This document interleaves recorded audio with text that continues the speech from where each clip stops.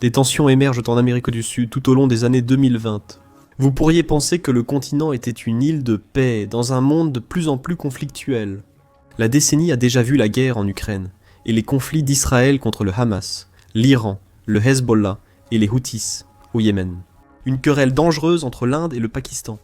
La guerre civile au Soudan, plusieurs coups d'État et insurrections au Sahel, ainsi qu'une montée des tensions entre la Thaïlande et le Cambodge. Cependant, tous ces conflits se sont déroulés bien loin, de l'autre côté des océans, de l'Amérique du Sud. À présent, nous pourrions rapidement nous diriger vers un conflit au sommet du continent.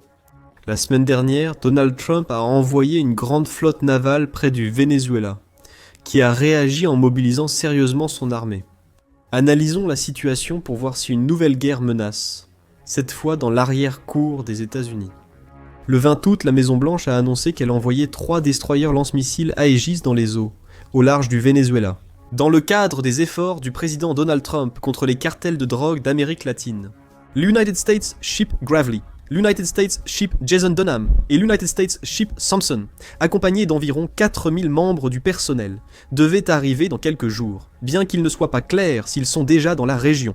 Le 27 août, une source américaine anonyme a indiqué à l'agence France Presse que Donald Trump enverrait 2 autres navires, le croiseur United States Ship Lake Erie et le sous-marin nucléaire United States Ship Newport, des nouvelles, vers les Caraïbes la semaine suivante. Le contingent comprendra également, selon les informations, au moins un avion espion Boeing P-8A Poseidon. Le P-8 est un avion de patrouille maritime, pas principalement un avion espion, mais il est capable d'accomplir une multitude de missions de surveillance. Cette annonce de déploiement a surpris beaucoup de monde. Mais les récents événements ont montré qu'une grande escalade entre Trump et le président vénézuélien Nicolás Maduro se préparait. Dire que Maduro n'est pas l'un des favoris de Trump, et inversement, serait un euphémisme.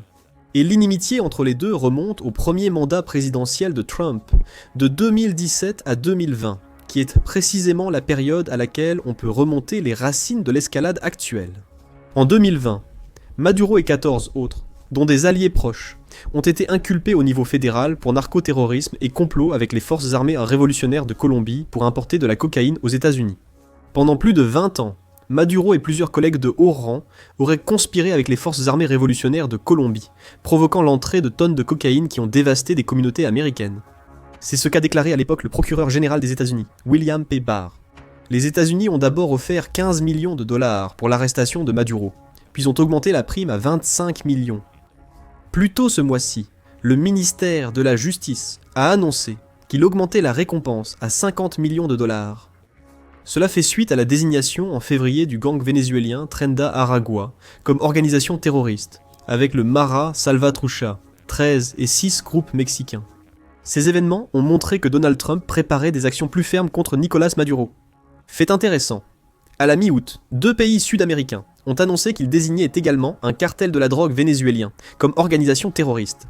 Au 21 août, le Paraguay et l'Équateur avaient tous deux déclaré le cartel des Soleils comme organisation terroriste internationale.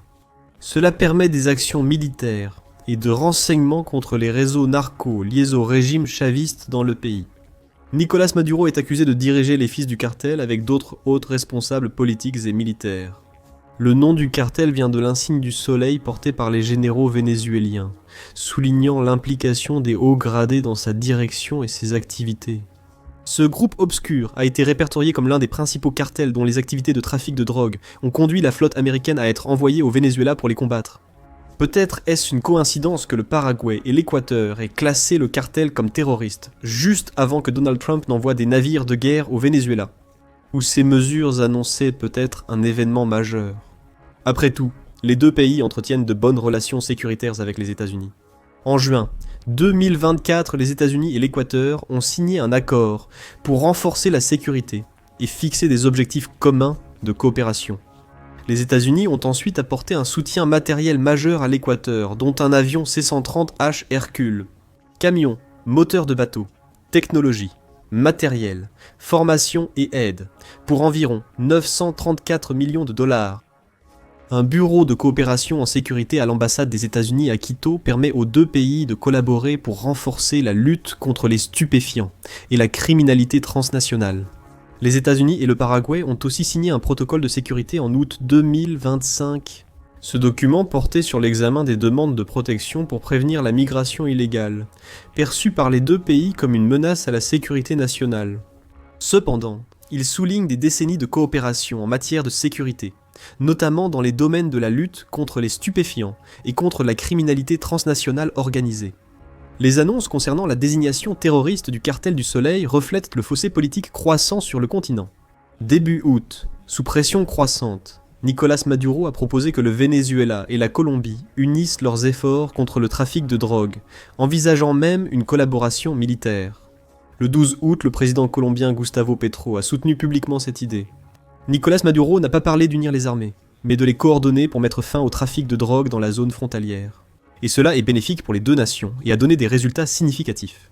Mon ordre est de coordonner le renseignement contre le trafic de drogue avec les États-Unis, l'Europe, l'Amérique latine, les Caraïbes, la Chine, le monde arabe et le monde entier. J'ai demandé que les armées d'Amérique latine coordonnent en priorité, malgré les différences politiques. Les preuves montrent que l'Équateur, le Paraguay et les États-Unis jugent ces déclarations peu crédibles ou rassurantes. Maduro, pour sa part, a toujours nié les accusations portées contre lui, tout comme d'autres dirigeants vénézuéliens également accusés de l'être. Les dirigeants du cartel des Soleils qualifient les accusations contre eux de tentatives de changement de régime. L'opération nie le cartel des Soleils et affirme que les accusations de trafic de drogue sont une chasse aux sorcières infondée. Dans une interview, le 27 août, il a exposé sa position. Qui produit la cocaïne ? La Colombie ? Comment est-elle exportée ? 87% passent par la région pacifique de la Colombie, en Équateur. Où va l'argent issu de la vente de cocaïne ? On parle de milliers, de millions de dollars. La cocaïne arrive aux États-Unis. Qui l'achète et où va l'argent ? Dans quelle banque ? Qu'ils fassent leur guerre chez eux, aux États-Unis, contre les leurs. Mafia. Elle contrôle le trafic de drogue en Colombie, en Amérique centrale et ailleurs. La mafia américaine gère tout cela, et ils le savent. Mais ils ont changé le récit. À l'époque soviétique, ceux qu'ils voulaient détruire étaient accusés de communisme. Plus tard, ils les ont accusés de terrorisme. Des guerres ont eu lieu en Irak, Afghanistan, Libye. Maintenant, une nouvelle accusation absurde, le trafic de drogue. Le Venezuela est un territoire propre, sans drogue. Notre peuple, notre État, notre armée nationale bolivarienne sont propres et libres. Il n'a peut-être pas tort sur la nécessité de sévir côté américain de l'opération de drogue. En 2018, plus de 200 tonnes de cocaïne ont été passées clandestinement du Venezuela aux États-Unis via la Colombie, pour environ 10 millions de dollars. Mais cette quantité de cocaïne colombienne, une fois coupée et vendue, rapporterait des milliards de dollars dans les rues américaines, selon l'Office des Nations Unies contre la drogue et le crime.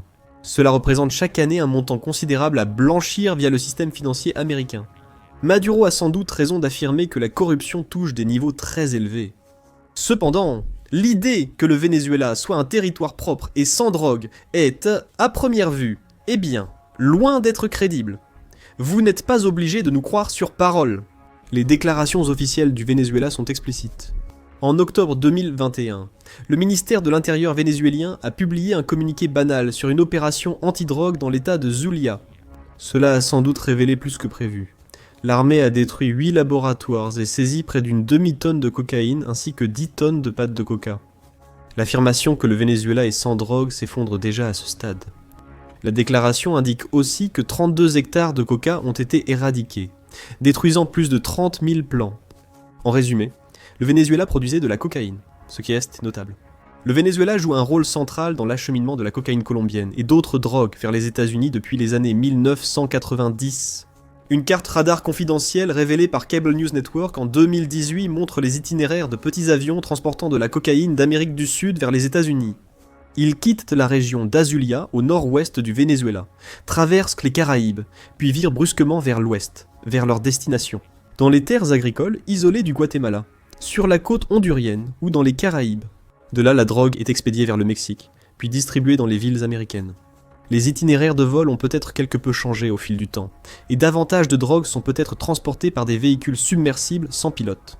L'itinéraire de base reste largement le même aujourd'hui, avec Long comme nœud clé de la route.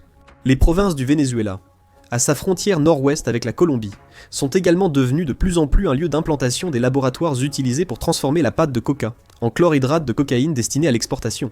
Autrefois dominée par les Colombiens, la gestion de cette production locale de drogue est progressivement passée aux Vénézuéliens. Il reste une forte présence de dissidents des forces armées révolutionnaires de Colombie et Armée de libération nationale colombien, qui protègent et favorisent nombre de ces activités. Le plan Colombie et les accords de paix ont provoqué un déplacement majeur de Colombiens vers le Venezuela. Le Venezuela, déjà complice du transit et du traitement de la cocaïne, cultive désormais davantage de plants de coca. Le volume de culture de feuilles de coca au Venezuela, de plusieurs centaines d'hectares, reste bien inférieur à celui de la Colombie. Le premier producteur mondial compte environ 250 000 hectares, suivi du Pérou avec 90 000 et de la Bolivie, avec un peu plus de 30 000 d'après les rapports 2023. Mais la région frontalière, pauvre, isolée, délaissée par l'État et sous contrôle de groupes armés, offre un terrain idéal au développement de toute la chaîne de valeur. Dans un pays frappé par la crise économique, gouverné par un régime corrompu et miné par la criminalité, c'est une proposition risquée, surtout quand les traces de ce régime sont partout. Une enquête d'Inside Crime en 2022 montre que le trafic de drogue est devenu central dans les stratégies. Maduro s'est accroché au pouvoir malgré les crises sociales, politiques et économiques qui secouaient son gouvernement. Son but n'était pas de s'approprier les richesses du trafic de cocaïne, mais d'en contrôler et canaliser le flux. Elle sert à récompenser les pouvoirs politiques, militaires et criminels nécessaires à Maduro pour garder le contrôle du gouvernement. Malgré les protestations de Maduro, le Venezuela n'est pas du tout exempt de drogue.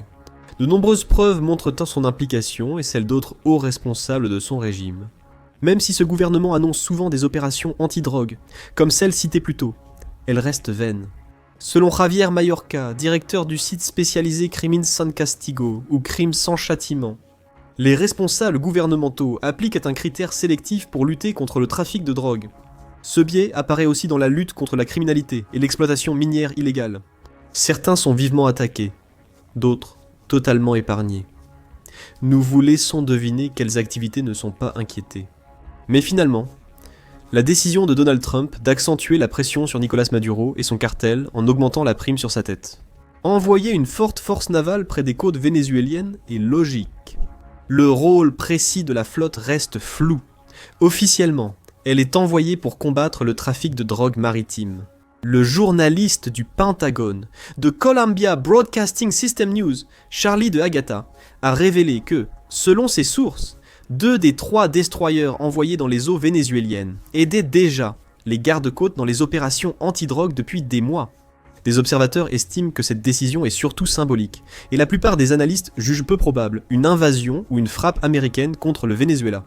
Selon Phil Gonson du International Crisis Group, il s'agit d'une tentative de créer de l'anxiété au gouvernement et de pousser Maduro à négocier. Quoi qu'il en soit, en réponse aux actions de Trump, Maduro a adopté une position de riposte, du moins en apparence. Le 19 août, la veille de l'ordre de la Maison-Blanche d'envoyer 3 destroyers au Venezuela. En réaction à la hausse de la prime sur sa tête, Maduro a annoncé le déploiement de 45 millions de miliciens dans le pays, affirmant qu'aucun empire ne touchera le sol sacré du Venezuela.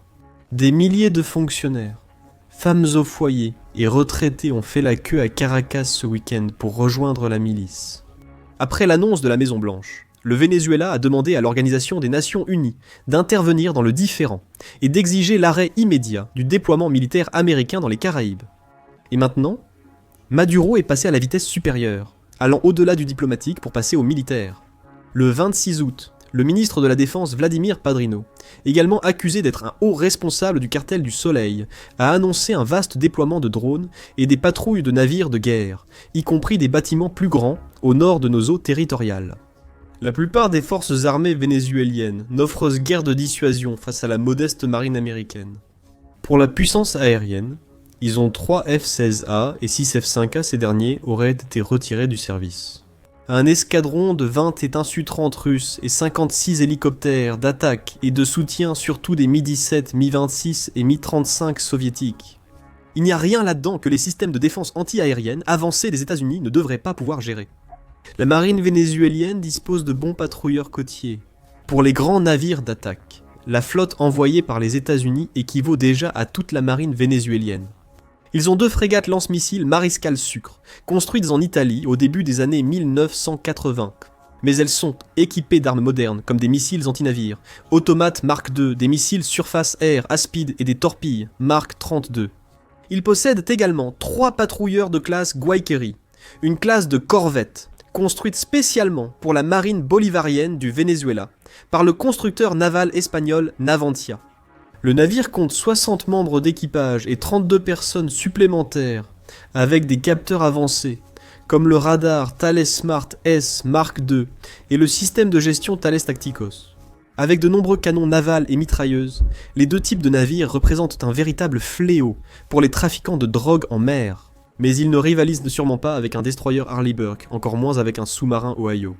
Les forces terrestres du Venezuela regroupent plus de 30 000 membres, 8 000 réservistes et 8 millions de personnes mobilisables en cas de besoin. Ils ne sont peut-être pas les meilleurs ou les plus récents, mais possèdent plus de 200 chars, 1200 blindés, 200 systèmes d'artillerie, 60 canons automoteurs et 36 lance-roquettes. Ces chiffres et le terrain difficile limitent une invasion américaine de grande ampleur. Il est toutefois difficile de voir comment le Venezuela empêcherait les États-Unis de lancer des frappes aériennes et maritimes à leur guise. Le seul domaine où le Venezuela pourrait avoir quelques atouts dans sa manche, c'est celui des drones. Plus tôt en 2025, le site web en espagnol Infobae a révélé que l'Iran avait établi une base de développement de drones sur la base aérienne El Libertador au Venezuela. En plus de la production de drones, le personnel militaire vénézuélien est également formé à l'utilisation d'une large gamme de véhicules aériens, sans pilote iranien, y compris que l'LANSU 100, le Mahaja 2, LANSU 600 ou Mahaja 6, et le Zamora V1. Aussi appelé le tristement célèbre Shahid 131, si le Venezuela en possède des milliers, comme la Russie en Ukraine, des essaims pourraient infliger de lourds dégâts aux navires américains à portée. Avec un rayon d'action de 2000 à 2400 km et une charge utile de 100 à 150 kg incluant jusqu'à 4 munitions guidées, le Mahaja 6 pourrait aussi être une arme redoutable. C'est surtout vrai pour la variante B, dotée de 4 points d'emport, pouvant chacun transporter un missile Kayam TV infrarouge guidé, ou un missile ALMAS. À ce stade, il n'est pas clair combien de ces drones ou d'autres drones le Venezuela possède, s'il en possède, mais quoi qu'il en soit. Le ministre de la Défense indique qu'ils ont été déployés sur les côtes suite à l'arrivée des États-Unis. Cette décision montre la belliquosité de Maduro face à la pression accrue de Trump. Mais il y a d'autres signes qui indiquent qu'en dépit de ses fanfaronnades, il commence peut-être à ressentir la pression. Après l'envoi de la flotte américaine, le Venezuela doit déployer 15 000 soldats à la frontière avec la Colombie pour lutter contre le trafic de drogue dans les états frontaliers de Zulia et Tequira. Ici, nous luttons vraiment contre le trafic de drogue. Ici, nous combattons vraiment les cartels de la drogue sur tous les fronts, a déclaré le ministre de l'Intérieur Diosdado Cabello, ajoutant que 53 tonnes de drogue ont été saisies jusqu'à présent cette année. Cabello est un autre des chefs présumés du cartel du Soleil. Le ministre de la Défense Padrino a annoncé que l'opération en cours dans le nord-est du Venezuela a démantelé des chantiers navals.